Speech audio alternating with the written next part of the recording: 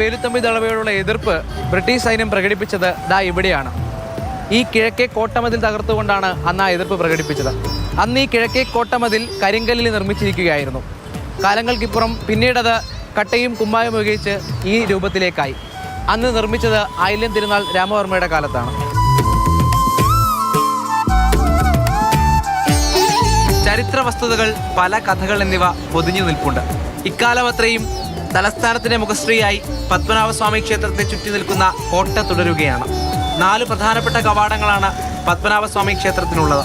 പത്മനാഭസ്വാമി ക്ഷേത്രത്തിന് ചുറ്റുമുള്ള കോട്ട തിരുവനന്തപുരത്തിൻ്റെ ലാൻഡ്മാർക്കാണ്. രാജ്യഭരണം തുടങ്ങുന്നതിന് മുമ്പ് അവിടെ ഒരു കോട്ട ഉണ്ടായിരുന്നു. ആ കോട്ട ഒരു മൺകോട്ടയായിരുന്നു.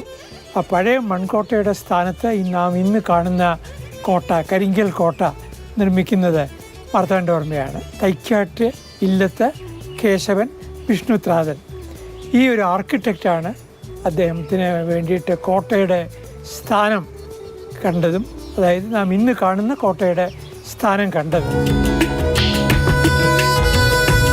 ജ്യോത്സ്യനോട് രാജാവ് ആവശ്യപ്പെട്ടു, ഇന്ന് ഞാൻ കോട്ടയ്ക്കുള്ളിലേക്ക് പ്രവേശിക്കുന്നത് ഏത് ഭാഗത്തു കൂടി ആയിരിക്കുമെന്ന് പറയണം.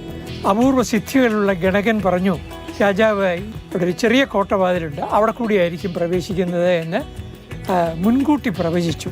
രാജാവ് പ്രവേശിച്ചു കഴിഞ്ഞപ്പോൾ ആ ഓല നോക്കിയപ്പോൾ രാജാവിൻ്റെ പ്രവേശനം ഏത് ഭാഗത്തു കൂടിയാണെന്ന് വളരെ കൃത്യമായിട്ട് ആ ജ്യോതിഷി പ്രവചിച്ചിരുന്നു. ആ ജ്യോതിഷിയോടുള്ള ബഹുമാനമായിട്ടാണ് അവിടെ പിന്നീട് ഒരു കോട്ടവാതിൽ വന്നത്, വെട്ടിമുറിച്ച കോട്ടവാതിൽ.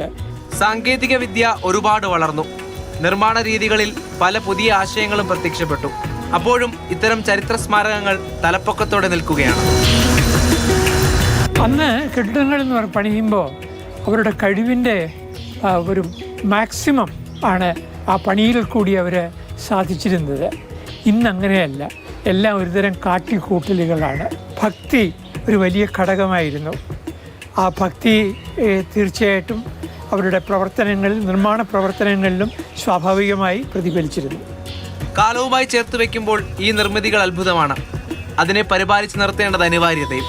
പ്രേംശശിക്കും നെല്ലൈ മുരുകനുമൊപ്പം രാഹുൽ ജി നാഥ്, മാതൃഭൂമി ന്യൂസ്, തിരുവനന്തപുരം.